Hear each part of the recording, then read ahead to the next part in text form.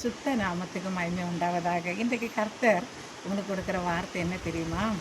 யாத்திராகமும் 34ஆம் அதிகாரம் 2வது வசனம். விடியற் காலத்தில் நீ ஆயத்தமாகி அப்படின்னு ஆண்டவர் சொல்லுகிறார். எனக்கு அன்பான தேவனுடைய பிள்ளைகளை ஏசப்பா உங்களை பார்த்து சொல்லுகிறாரு, விடியற் காலத்தில் நீ ஆயத்தமாகு. எதுக்கு ஆயத்தமாகணும்னு நினைக்கிறீங்களா? ஜெபிக்கிறதுக்கு ஆயத்தமாகணுமா? மோசே என்ன செய்தார் தெரியுமா?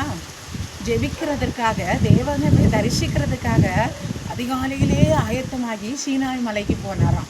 அங்கே ஏசப்பாய் முகமுகமாக தரிசிச்சுட்டாரு, தேவனோடு இருந்தார், தேவன் அவரோடு இருந்தக்கூடிய ஒரு ஸ்லாக்கியத்தை பெற்றுக்கொண்டார். நீங்கள் தேவனுடைய பிள்ளைங்க தானே? தேவனுடைய பிள்ளைகளாக இருக்கிற நீங்கள் அதிகாலையில் எழும்பி இனி ஜெபிக்கணும்னு ஆண்டவர் சொல்லுகிறார்.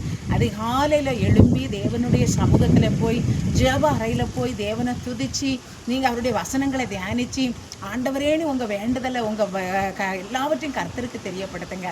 ஏசப்பா நீங்கள் ஆயத்தமாகி அவர்கிட்ட போகும்போது உங்களை ஆசீர்வதிப்பார். இன்று முதல் உங்களை அவர் ஆசீர்வதிக்க விரும்புகிறார்.